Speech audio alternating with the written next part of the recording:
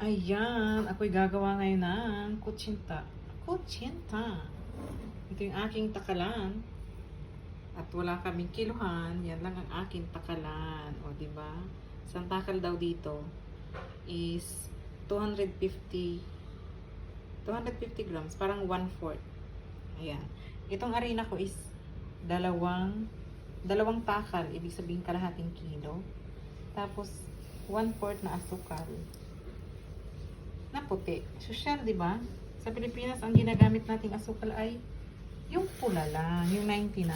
Pwede na yung 99. Tapos ngayon, i-add natin ang water. Yan, i-mekos-mekos niya. Last ko na yung lalagyan ng color, ng coloring. Lagyan ko muna siya ng tubig at saka lihiya. In fairness, ang tagal ko nang naghahanap ng lihiya, mga madam. Ayan, nakabili ako kanina. Thank you sa flatmate kong layas. Ayan guys, lagyan na natin ng tubig. Tubig muna.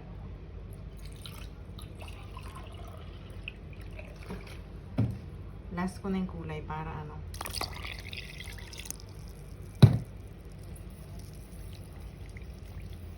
I-mekos muna yan, kaibigan. Dapat ano lang siya, labnaw. Diba? Naalala ko nung unang gawa ko nito, matigas. Pwedeng pambato sa ano, kaaway. Tapos sunod na gawa ko na perfect na. Tapos yun, pinambebenta ko na siya sa mga katrabaho ko. Diyan, sa pinyahan. Sa pinyahan ni Boss Ibis. Ayan, ganyan siya. Ano yung gamit kong arena dito? Parang hindi siya first class. Kasi medyo ano.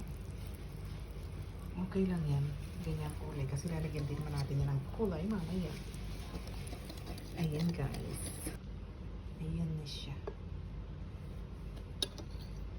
Ang hirap naman ang iisa ang kamay.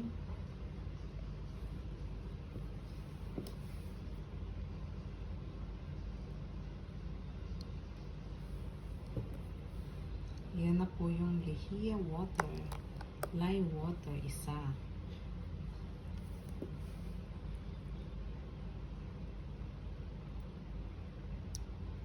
Dalawa lang.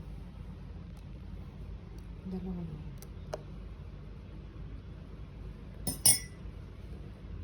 Experiment po. Lagyan natin ng kulay.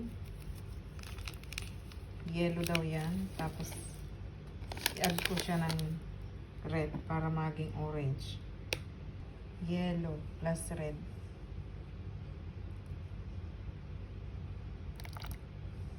Tingnan natin kung anong kalalabasan niya. Yellow and red.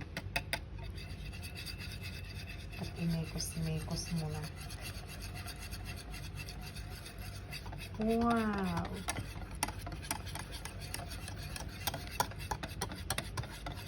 Parang mas matapang yung ano. Mas matapang guys yung ano. Red.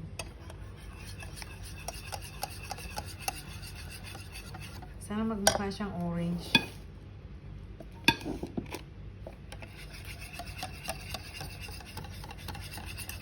Mukha naman siyang orange.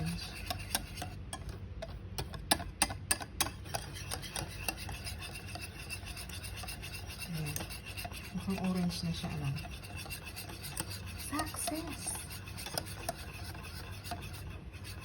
Ito naman sa kabila ay ube.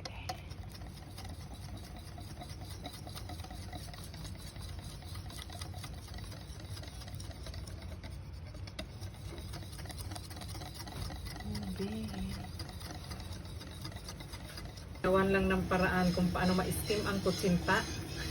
Tinataob sa kaldero. Mamaya, lagay na natin yung... ano lang yan. Wala akong takaan, kaya ganyan. Nilagyan ko na yan ng butter. Masaya bakit at harap. Bakit kulay watermelon? Ube at orange ang gusto kong mangyari. Bakit watermelon at saka to? But this is so delicious.